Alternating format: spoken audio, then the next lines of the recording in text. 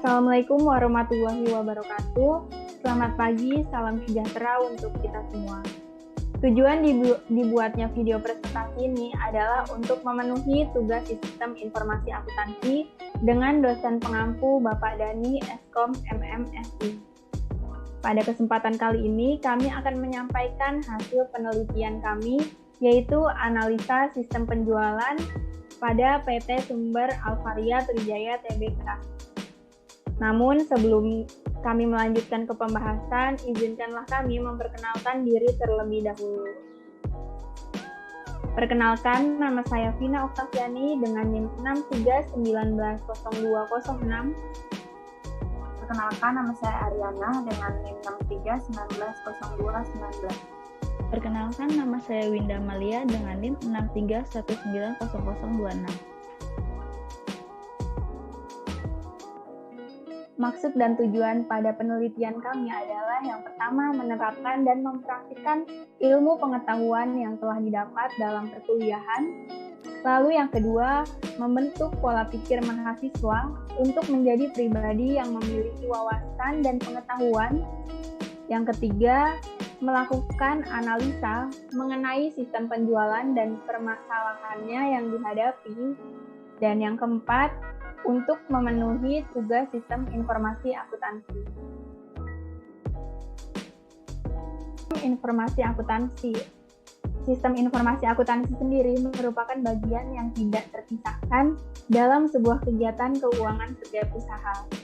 Informasi mengenai sistem informasi akuntansi yang kami dapat pada penelitian kali ini yaitu sistem akuntansi siklus pendapatan dan sistem akuntansi siklus penjualan.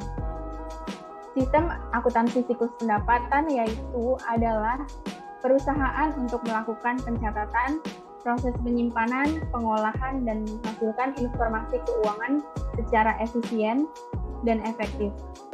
Sedangkan sistem akuntansi siklus penjualan pada Alfamart ini merupakan sebuah sistem informasi terkomputerisasi yang akan dirancang untuk menangani hal-hal yang berhubungan dengan proses transaksi yang terjadi pada Alfamart, sehingga sistem transaksi menjadi lebih efisien, mudah, dan tertata dengan baik.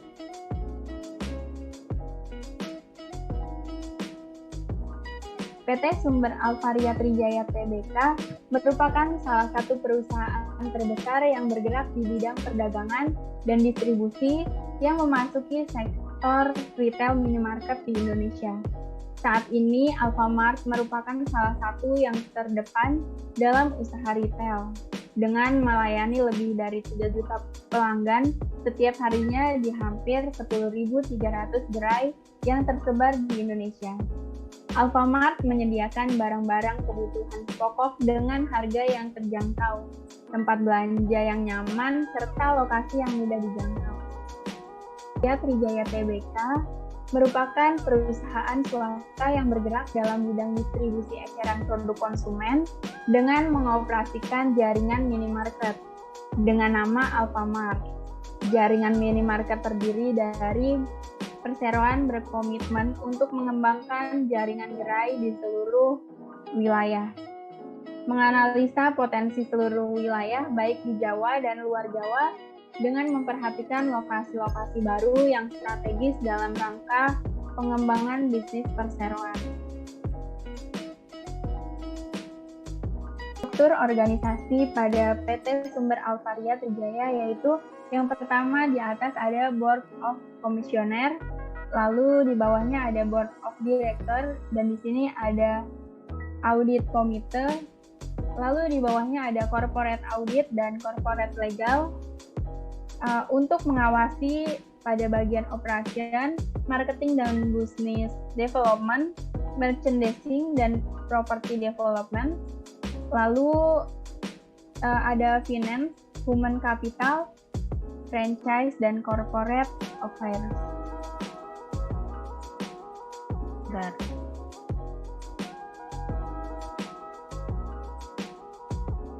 Proses bisnis sistem berjalan. Di sini ada customer menempatkan barang belanjaan di area meja kasir. Lalu yang kedua, kasir akan menghitung seluruh barang belanjaan customer. Lalu kasir mengarahkan customer untuk memilih pembayaran. Lalu di situ mengkonfirmasi metode pembayaran. Lalu kasir mengkonfirmasi ulang bahwa ada lagi transaksi yang ingin dilakukan oleh customer atau tidak. Kemudian jika iya, maka akan dilakukan penginputan atau penambahan transaksi. Dan jika tidak, akan langsung ke tahap pembayaran. Lalu selanjutnya customer akan mengkonfirmasi pembayaran dan transaksi penjualan pun selesai. Ini ada beberapa metode pembayaran yang ada di Alfamart, antara lain yang pertama menggunakan AlphaGift. AlphaGift sendiri adalah aplikasi yang bisa di-download di Play Store. Kemudian kita daftar dan login ke dalam aplikasinya. Lalu kita dapat berbelanja online dengan metode ambil barang sendiri atau diantar oleh personil toko. Dan setelah memilih barang, lalu kita check out dan kita akan memilih Alfamart terdekat dan orderan akan otomatis masuk ke dalam pos kasir.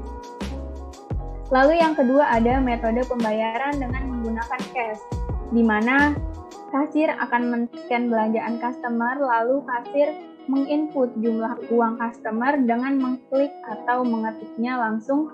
Setelah menginput nominal uang maka selanjutnya klik proses, maka transaksi sudah selesai. Yang ketiga ada pembayaran dengan menggunakan e-wallet.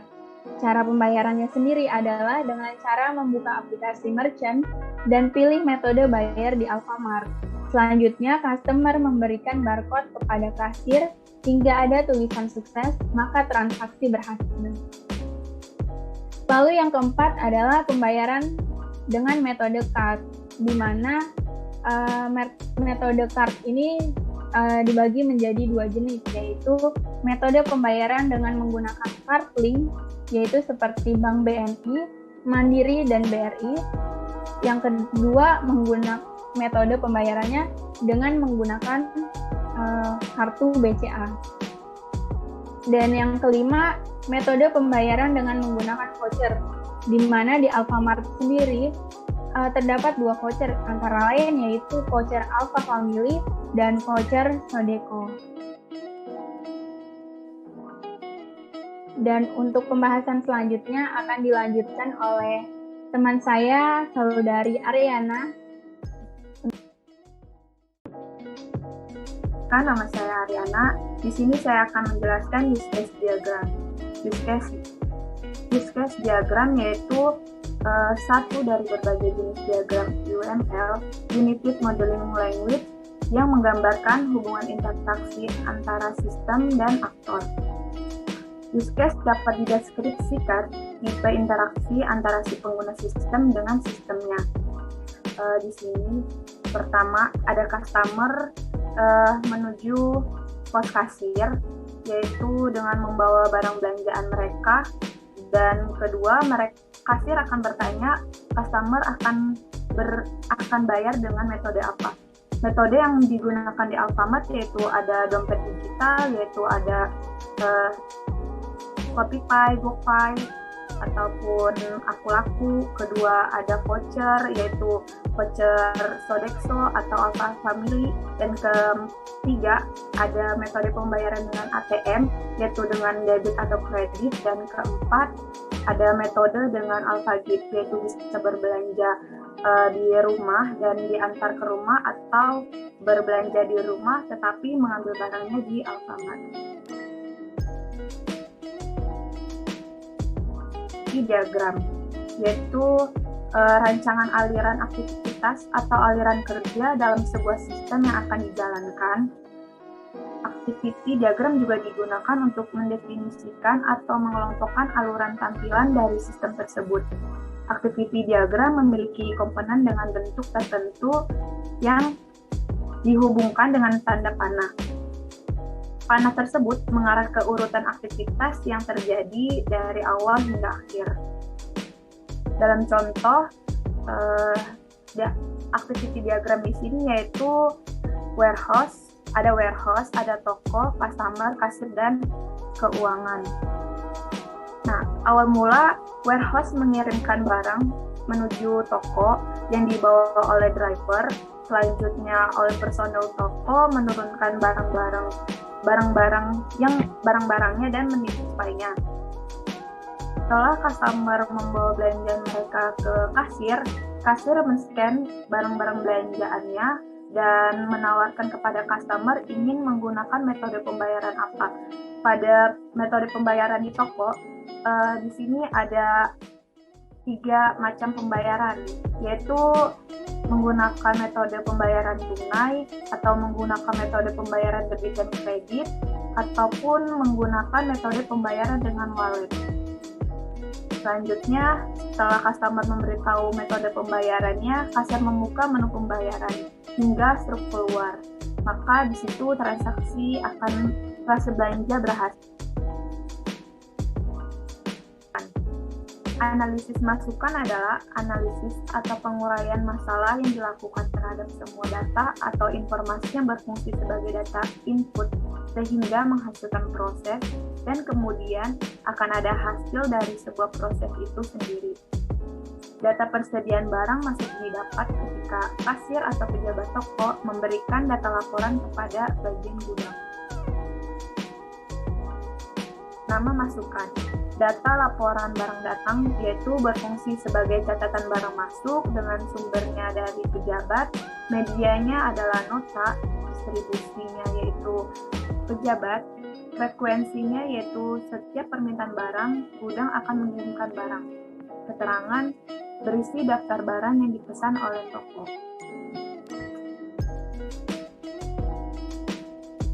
Keluaran. Analisis keluaran adalah analisis atau pengeluaran masalah yang dilakukan pada hasil dari keseluruhan proses yang terjadi, dari mulai penginputan data sampai terjadi proses pengolahan data melalui sistem pengolahan data yang ada, dan melalui proses pengecekan kembali data-data yang ada bila terjadi kesalahan atau kurang lengkap, yaitu nama keluaran struk pelanggan, fungsinya yaitu rincian pembelian, medianya kertas struk, dan rangkapnya 1 lembar, distribusi lembar 1 struk pelanggan. Untuk pembahasan selanjutnya akan disampaikan oleh Saudari Winda Amalia, kami persilahkan.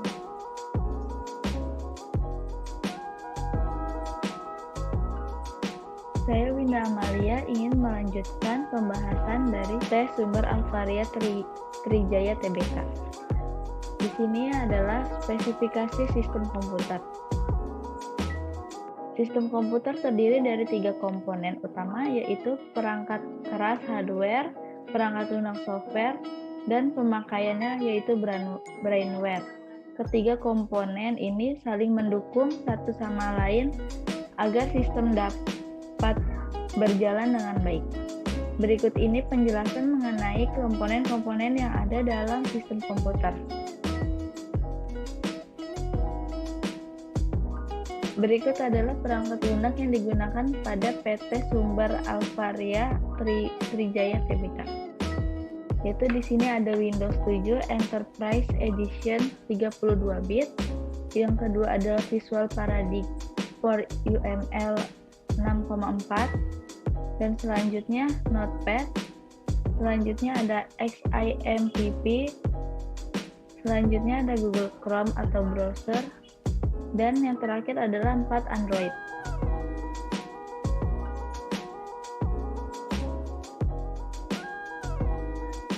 Selanjutnya ada perangkat keras. Dalam PT itu antara lain yang pertama adalah seperangkat komputer, yang kedua printer kasir, yang ketiga barcode scanner, yang keempat cash drawer, yang kelima adalah POL display, dan terakhir adalah USB.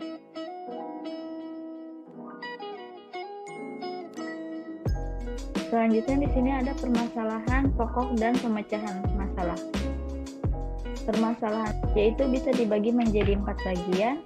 Yang pertama, saat men-scan belanja customer, komputer terlalu lama saat mentransaksikan belanja. Yang kedua, saat membayar menggunakan e-wallet. Untuk mensukseskan transaksi, kasir harus berulang kali men-scan berkode pembayaran hingga berhasil, dan juga terkendala merchant yang offline. Yang ketiga adalah saat menggunakan metode pembayaran dengan metode debit atau kredit, terkendala mesin EDC yang tiba-tiba tidak ada sinyal. Yang keempat, saat menggunakan pembayaran dengan voucher, kasir suka lupa melihat tanggal expired voucher. Selanjutnya di sini ada pemecahan masalah, yaitu yang pertama ada mereboot ulang komputer, yang kedua meminta menambahkan RAM, dan yang terakhir adalah lebih hati-hati dalam menerima voucher.